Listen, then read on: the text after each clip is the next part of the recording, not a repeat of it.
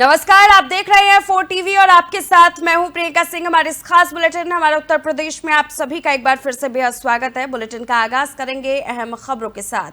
लखनऊ में एक महत्वपूर्ण मुलाकात हुई है, जहां ब्रिटिश उच्चायुक्त लिंडी कैमरून ने मुख्यमंत्री योगी आदित्यनाथ से शिष्टाचार भेंट की। दोनों के बीच ये बातचीत द्विपक्षीय संबंधों को और मजबूत करने की दिशा में एक सकारात्मक कदम माना जा रहा है। मुख्यमंत्री योगी आदित्यनाथ ने उच्चायुक्त का स्वागत करते हुए कहा है कि उत्तर प्रदेश निवेश, संस्कृति और शिक्षा के क्षेत्र में ब्रिटेन के साथ बेहतर सहयोग की संभावनाओं को तलाश रहा है। ये भेंट प्रदेश में विकास और विदेशी निवेश को बढ़ावा देने के उद्देश्य से हुई है।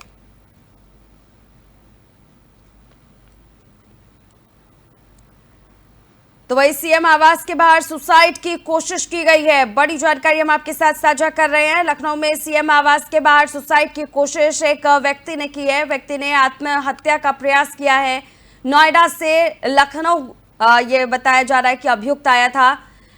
इसकी उम्र करीब 32 वर्ष बताई जा रही है। प्रॉपर्टी विवाद में सुसाइड का प्रयास किया गया है। औरैया के शैलेंद्र यादव के रूप में पहचान की गई है। गला कसकर पेड़ पर लटकने की कोशिश की गई, जिसके बाद पुलिस ने सतर्कता दिखाते हुए तुरंत अभियुक्त को पकड़ लिया है। फिलहाल पूछताछ जारी है।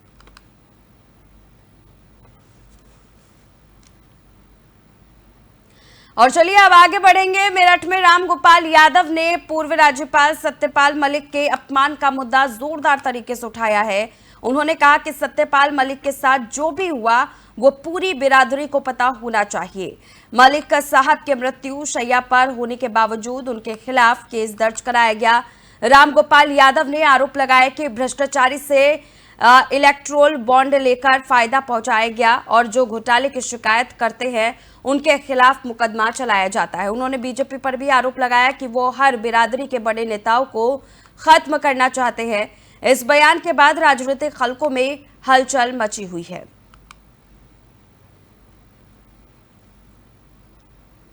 तो वही बिजनौर के शक्ति चौक के पास पीडब्ल्यू कोचिंग सेंटर को लेकर किसानों का जोरदार धरना प्रदर्शन जारी है। भारतीय किसान यूनियन टिकैत के कार्यकर्ताओं ने छात्रों की फीस वापस न किए जाने के विरोध में कोचिंग सेंटर पर धरना दिया।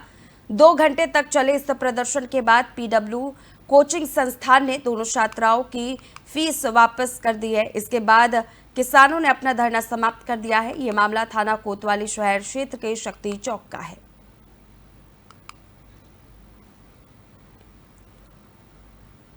तो वही उत्तर प्रदेश के जनपद चंदौली से एक बड़ी खबर सामने आ रही है, जहां 4 टीवी न्यूज चैनल की खबर का बड़ा असर देखने को मिला है। साहबगंज की बीआरसी क्षेत्र के कंपोजिट विद्यालय बराव में समय से स्कूल न पहुंचने पर बीएसए सचिन कुमार ने सख्त कार्रवाई की है। खबर का संज्ञान लेते हुए 5 अध्यापकों को प्रतिकूल प्रविष्टि दी गई, जबकि 2 अनुदेशकों और 2 शिक्षा मित्रों का 1 दिन का वेतन काटा गया है। दरअसल 17 जुलाई की सुबह करीब 8:10 पर 4 टीवी की टीम रियलिटी चेक के लिए विद्यालय पहुंची थी। उस समय स्कूल में केवल 2 अध्यापक मौजूद थे, जबकि प्रधानाध्यापक समेत 9 लोग गायब थे। क्लासरूम में ताले लगे हुए थे और बच्चे स्कूल के गेट पर बैग टांगकर अध्यापकों का इंतजार कर रहे थे।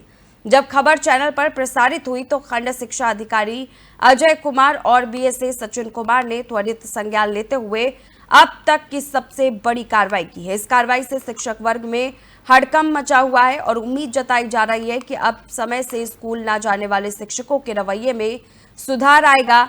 बीएसए ने भी स्पष्ट कर दिया है कि लापरवाही अब बिल्कुल बर्दाश्त नहीं की जाएगी।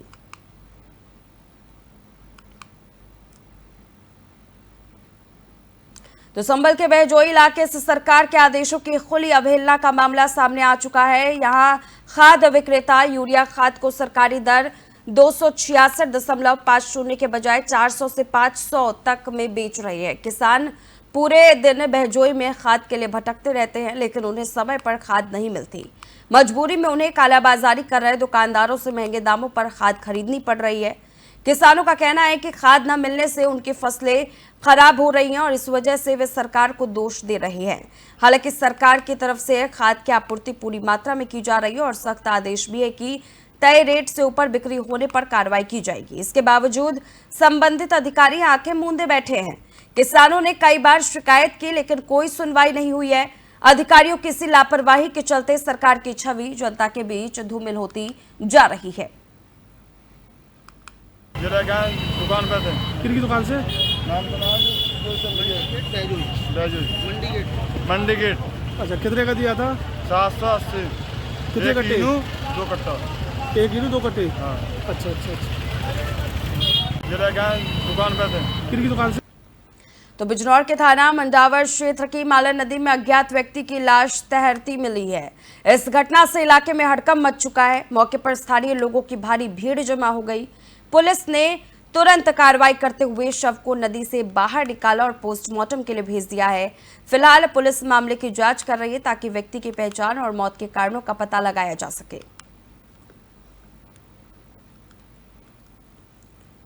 तो चलिए अब रुक करेंगे एक बड़ी खबर की ओर। नोएडा से बड़ी और अहम जानकारी सामने आ रही है। नोएडा में यमुना नदी का जलस्तर खतरे के निशान से ऊपर पहुंच चुका है। बड़ी जानकारी हम आपके साथ साझा कर रहे हैं। नोएडा के सैकड़ों गांव में फिलहाल दहशत का माहौल बना हुआ है। हरियाणा के हथनीकुंड बैराज से पानी को छोड़ा गया है। नोएडा और दिल्ली प्रशासन फिलहाल अलर्ट मोड में है। बड़ी और अहम जानकारी हम आपके साथ साझा कर रहे हैं। डीएम ने समीक्षा बैठक भी की है और तमाम जरूरी निर्देश भी साझा किए हैं। बड़ी जानकारी हम आपके साथ साझा कर रहे हैं। जलस्तर के ऊपर जलस्तर का खतरा लगातार बना हुआ है, जिससे नोएडा के सैकड़ों गांव में दहशत का माहौल बन चुका है। हरियाणा के हथनीकुंड बैराज से हाल ही में पानी छोड़ा गया, जिसके कारण स्थिति और भी ज्यादा चिंताजनक हो चुकी है। नोएडा और दिल्ली प्रशासन ने तत्काल अलर्ट जारी कर दिया है। डीएम ने इस संबंध में समीक्षा बैठक की और आवश्यक निर्देश भी जारी किए ताकि किसी भी आपदा से पहले तैयारियां पूरी की जा सके। स्थानीय प्रशासन गांव में सतर्कता बढ़ाने और नागरिकों की सुरक्षा सुनिश्चित करने में जुटा हुआ है। तो अब बड़ी खबर लखनऊ से, जहां पर 3 दिन से यूरिया खाद की किल्लत से परेशान किसान आखिरकार अपने गुस्से को कंट्रोल नहीं कर पाए। उन्होंने लखीमपुर सीतापुर नेशनल हाईवे जाम कर सरकार और प्रशासन के दावों की पोल खोल दी है। पुलिस किसानों को समझाने की पूरी कोशिश कर रही है, लेकिन हालात फिलहाल तनावपूर्ण बने हुए हैं।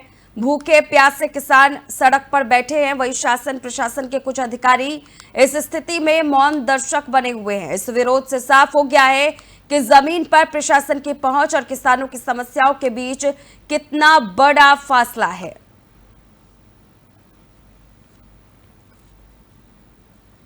तो वही बिजनौर के थाना शेरकोट क्षेत्र के ग्राम महमूदाबाद के जंगल में गौकशी कर रहे आरोपियों और पुलिस के बीच मुठभेड़ हो गई है। पुलिस को मिली सूचना पर जब टीम मौके पर पहुंची तो अभियुक्तों ने पुलिस पर जान से मारने की नियत से फायरिंग कर दी। जवाबी कार्रवाई में पुलिस की गोली एक आरोपी मकसूद के पैर में जा लगी, जबकि उसके 3 साथी भूरा निवासी शेरकोट, शाहरुख और सलीम दोनों अहमदाबाद के निवासी हैं, मौके से फरार हो गए हैं। घायल आरोपी के कब्जे से गौवंशीय अवशेष, पशु कटान के उपकरण और अवैध हथियार बरामद किए गए हैं। घायल बदमाश को इलाज के लिए जिला अस्पताल में भर्ती कराया गया है। फिलहाल पुलिस फरार आरोपियों की तलाश में जुटी हुई है और पूरे मामले की गहन जांच कर रही है। आज दिनांक 19/8 को थाना शेरकोट पर प्रातः सूचना प्राप्त हुई कि कुछ गौकश हैं। इस सूचना पर पुलिस द्वारा मौके पर पहुंचकर घेराबंदी की गई तो 4 अभियुक्त थे, उनके द्वारा एक राय होकर पुलिस पार्टी पर जान से मारने की नियत से फायर किया गया। पुलिस द्वारा सेल्फ डिफेंस में कंट्रोल फायरिंग की गई, जिसमें एक अभियुक्त के गोली लगी, वो घायल हुआ, जिसको उपचार जिला अस्पताल भेजा गया है। 3 अभियुक्त मौके से फरार हो गए हैं। जो अभियुक्त गिरफ्तार किया गया उसका नाम मकसूद है, अहमदाबाद का ही रहने वाला है। 2 अन्य अभियुक्त जो फरार हो गए हैं वो अहमदाबाद के रहने वाले हैं तथा एक अन्य अभियुक्त शेरकोट कस्बे का रहने वाला है। अभियुक्त के कब्जे से गौवंश काटने के उपकरण बरामद हुए हैं और अवशेष भी बरामद हुए हैं। एक तमंचा और खोखा कारतूस बरामद हुए। इसके विरुद्ध वैधानिक कार्रवाई की जा रही है। साथ ही जो फरार हैं अभियुक्त, उनकी गिरफ्तारी के लिए टीम लगाई गई। शीघ्र ही उनको भी गिरफ्तार करके कठोरता वैधानिक कार्रवाई की जाएगी। आज दिनांक 19। तो चंदौली के सकलडिया कोतवाली क्षेत्र के बथवार गांव से एक सनसनीखेज मामला सामने आया है, जहां क्षेत्र पंचायत सदस्य ने घरेलू विवाद के चलते अपनी पत्नी की हत्या कर दी। आरोपी ने पत्नी के सिर पर फावड़े से वार किया, जिससे उसकी मौके पर ही दर्दनाक मौत हो गई। इस निर्मम हत्या की घटना से पूरे इलाके में हड़कंप मच गया है। जानकारी के मुताबिक पति पत्नी के बीच विवाद चल रहा था, जिसे हत्या की वजह बताया जा रहा है। वारदात को अंजाम देने के बाद आरोपी मौके से फरार हो गया। सूचना मिलते ही CO Sneha Tiwari police force के साथ मौके पर पहुंची और शव को कब्जे में लेकर पोस्टमार्टम के लिए भेज दिया गया है। उधर एसपी ने आरोपी की गिरफ्तारी के लिए 3 टीमें गठित कर दी है और पूरे इलाके में उसकी तलाश जारी है। पुलिस का कहना है कि जल्द ही आरोपी को गिरफ्तार कर लिया जाएगा। आज सुबह ग्राम बथावर थाना सकलडीहा जनपद चंदौली में थाना पर एक 112 के माध्यम से एक सूचना मिली कि गांव के ही रहने वाले एक व्यक्ति के द्वारा अपनी पत्नी की हत्या कर दी गई है। इस सूचना पर तत्काल पुलिस मौके पर पहुंची और प्रारंभिक जांच पड़ताल में सामने आया कि गांव के ही भगवान दास के द्वारा अपनी पत्नी क्रीम कली की आज सुबह हुए एक वाद विवाद के क्रम में फावड़ा जो उनके घर पे ही था उस फावड़े से अपनी पत्नी के सिर पे वार किया गया, जिससे मौके पर ही उनकी मृत्यु हो गई। फॉरेंसिक टीम के द्वारा घटनास्थल का निरीक्षण किया गया है। पुलिस के द्वारा पंचायतनामा और पोस्टमार्टम की अग्रिम वैधानिक कार्रवाई कराई जा रही है। शीघ्र ही परिजनों से तहरीर प्राप्त कर सुसंगत धाराओं में अभियोग पंजीकृत कराया जाएगा। अभी परिजनों के द्वारा कोई तहरीर नहीं दी गई है। आज सुबह ग्राम बथावर थाना सकलडी। और अब खबर मेरठ से है, जहां एक युवक ने खुद को ही गोली मार ली। इस घटना से पूरे इलाके में सनसनी फैल गई है। दरअसल विरोधियों को फंसाने के लिए हमदान नामक युवक ने खुद को गोली मार ली। मिली जानकारी के मुताबिक हमदान ने साजिश के तहत इस घटना को अंजाम दिया। बताया जा रहा है कि पुलिस से सेटिंग करने के बाद अभियुक्त ने फर्जी केस दर्ज कराया, जिसके बाद थानेदार ने 3 बेकसूरों को जेल भेज दिया। घटना के 4 महीने बीत जाने के बाद जांच के दौरान घटना की हकीकत सामने आई। रिपोर्ट में साबित हुआ है कि गोली पास से मारी गई थी। रिश्वत मांगते थानेदार का ऑडियो भी सामने आया है। थानेदार संजय द्विवेदी और आईओ योगेश गिरी सस्पेंड हुए हैं। मामले की कार्रवाई फिलहाल जारी है।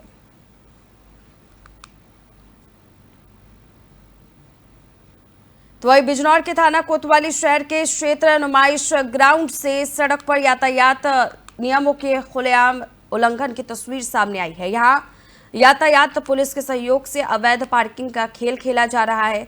हाल ही में एक वीडियो वायरल हुआ है जिसमें सड़क पर अवैध रूप से पार्किंग की जा रही है, जिससे बड़ा हादसा होने का खतरा बना हुआ है। बावजूद इसके पुलिस के आला अधिकारी इस मामले में चुप्पी साधे हुए हैं। इस लापरवाही से लोगों की सुरक्षा खतरे में पड़ गई है और सवाल उठ रहे हैं कि क्या प्रशासन इस पर कोई कदम उठाएगा या इस बार भी आंखें मूंदे बैठा रहेगा।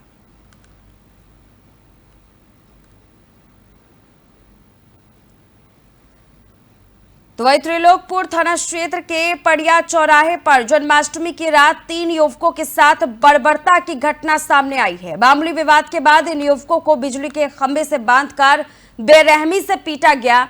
इस घटना का वीडियो सोशल मीडिया पर तेजी के साथ वायरल हो रहा है। वीडियो में आयुष मिश्र, मनीष और ईशांत रस्सियों से बंधे हुए दिखाई दे रहे हैं, जिनके शरीर पर गंभीर चोटों के निशान हैं। पीड़ित के पिता ने इंद्रेश, अनूप, चंदन, सचिन और तुषार पांडे के खिलाफ तहरीर दी है। बताया जा रहा है कि विवाद डीजे पर डांस को लेकर हुआ था, लेकिन सबसे बड़ा सवाल ये कि पुलिस कार्रवाई से ये जुड़ा हुआ है। थाना प्रभारी का CUG नंबर बंद है, जबकि CO ब्रजेश वर्मा ने फोन उठाया पर कुछ बोले बिना उन्होंने कॉल काट दिया।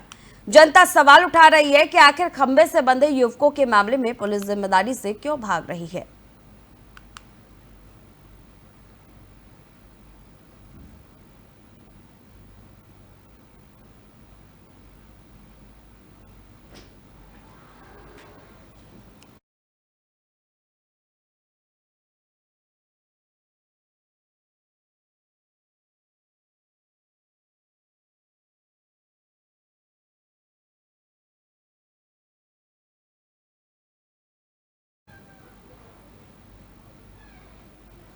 तो आगरा के प्रतापपुरा स्थित प्रधान डाकघर की इमारत खतरनाक हालत में पहुंच चुकी है। रोजाना सैकड़ों लोग, जिनमें ज्यादातर वरिष्ठ नागरिक होते हैं, यहां अपनी जरूरी कामों के लिए आते हैं, लेकिन बिल्डिंग की जर्जर हालत ने उनकी सुरक्षा पर सवाल खड़े कर दिए हैं। छत से रोजाना प्लास्टर और पत्थर गिर रहे हैं और केवल ऊपर हल्की जाली लगाई गई है, जिससे खतरा कम नहीं हुआ। यहाँ लटकते हुए पंखे भी लोगों के सिर के ऊपर घूमते रहते हैं। बुजुर्ग, पेंशनर्स जो मजबूरी से यहाँ पर आते हैं, उनकी जान इस हालात में जोखिम में है। आगरा का ये प्रधान डाकघर किसी बड़े हादसे का इंतजार कर रहा है। सवाल उठता है कि क्या प्रशासन समय रहते इसे सुधार पाएगा या फिर हादसे के बाद ही कार्रवाई होगी।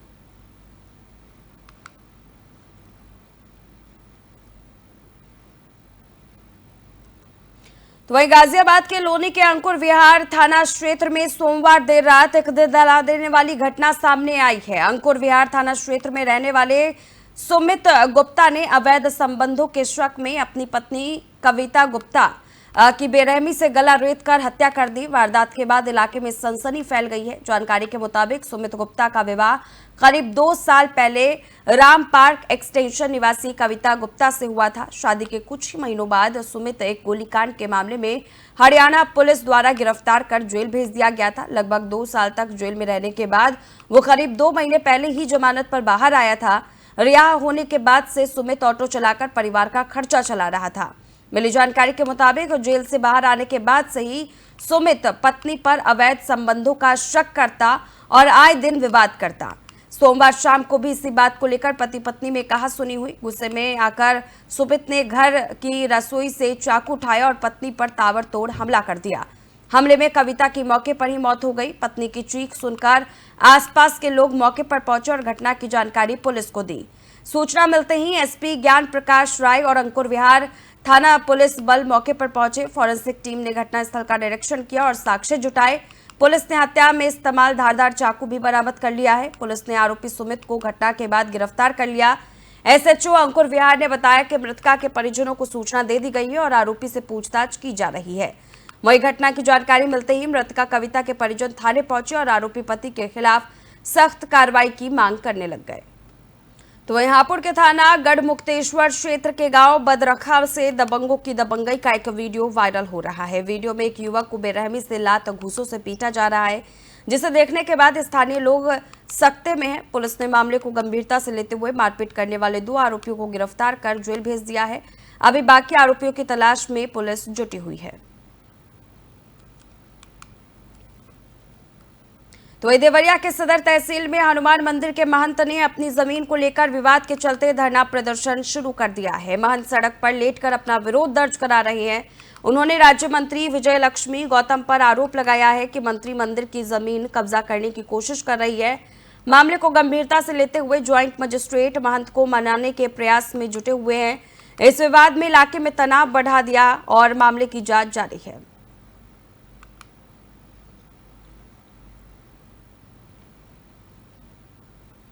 तो वही गोंडा मेडिकल कॉलेज में दिन के उजाले में भी अंधेरा पसरा हुआ है। पर्चा काउंटर से लेकर डॉक्टर के कैबिन तक बिजली न होने से अस्पताल का कामकाज प्रभावित हो रहा है। इस अंधेरे की वजह से कई ऑपरेशन टालने पड़े, जिससे मरीजों और उनके परिजनों की परेशानियां बढ़ गई है। हालांकि अस्पताल का फीडर खुद की लाइन पर है, लेकिन बिजली के लोड में वृद्धि के कारण अंडरग्राउंड केबल गर्म हो रही है, जो वार्ड में भर्ती मरीजों के लिए चिंता का विषय बनी हुई है। अस्पताल प्रशासन को इस समस्या का समाधान जल्द से जल्द निकालना होगा।